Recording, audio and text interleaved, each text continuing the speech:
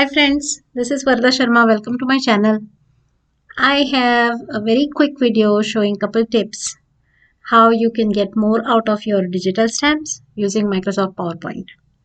You know I love to use Microsoft PowerPoint for my images, digital images when I'm making cards with them, simply because it gives me much more freedom to put my image wherever I want it, to size it, do a lot more stuff with images instead of using something like a word processor like Microsoft Word, for example.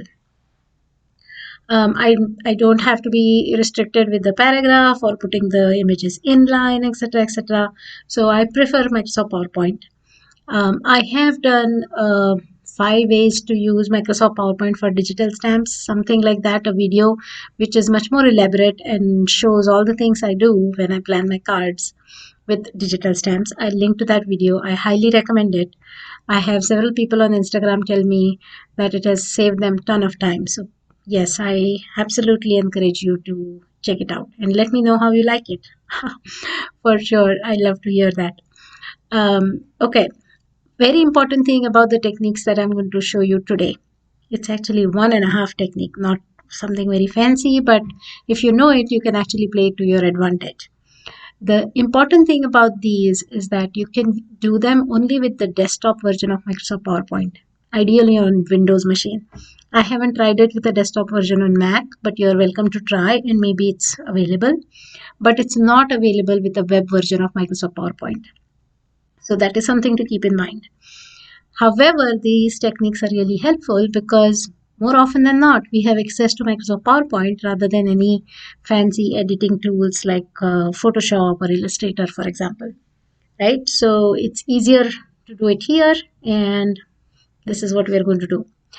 One of the things we enjoy doing with images like this, where you can color to your heart's content, is no line images, right?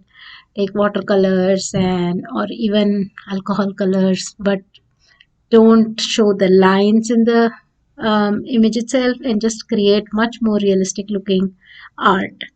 So if you want to do that, the simplest way with the two-step thing that you can do it in Microsoft PowerPoint is select the image, go to the picture format, change the transparency and make it as light as possible. Even that is okay, 95% transparent.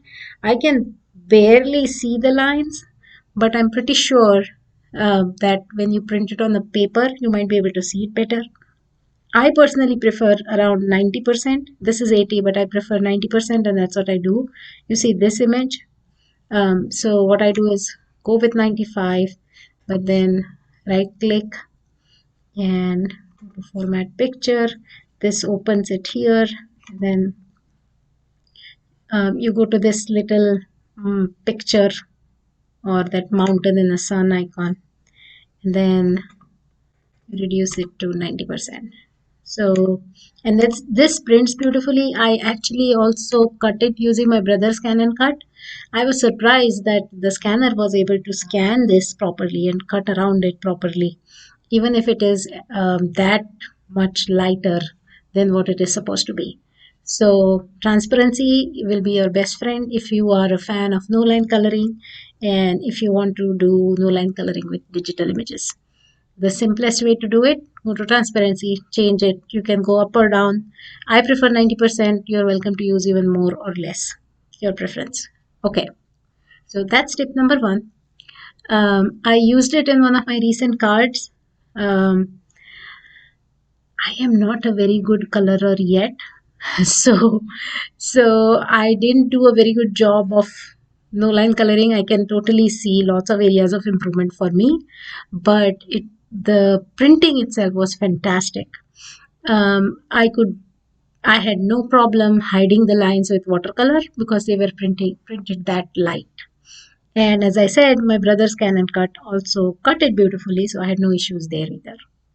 All right, let's take a look at the second tip. Second tip is something that I would preferably do for sentiment stamps, like digital stamps which are actually having text on it or sentiments on it. I don't know why you would do it for images, but remember, even the sentiment stamps in the digital world are images. So whatever you can do with this, you can definitely do with any image. I don't know why you would want to do it for other images, but maybe you would want to, maybe you find a use case for it and you want to. But I can show you that it works, but I don't know when and why you will use it. Okay, enough of that. What we are going to do is we are going to take a sentiment stamp, and by default, the sentiment stamps, especially the ones that I make, will have a transparent background and it will have black text. But we are going to make black background and white text. It's a two-step process. So what we're going to do is select this, go to color and make it as light as possible. Or maybe even this. I think this is better. Okay, make it as light as possible. Step number 1. So you're changing the color to be as light as possible. Step number 2, you're going to fill the shape with black. Ta-da! So you actually have a sentiment that almost looks like you have white stamped on a black paper. And this is how it looks. You can do it for an image, and let me show you what it looks like, but I don't know if I would. I'll still go ahead and show you. So this one, go to step number 1, picture format, go to color and make it either that color. Well, let me try making it that color. Didn't work. That color. Okay, as light as possible, and then go to home page, shape fill and black. It looks good, and maybe next time I'll do it that way. But just like I said a minute ago, I didn't know why or when I would do it.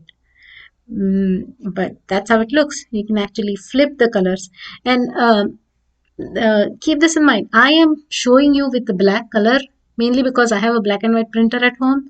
I wanted to raise laser printers, and I have a black and white laser printer at home.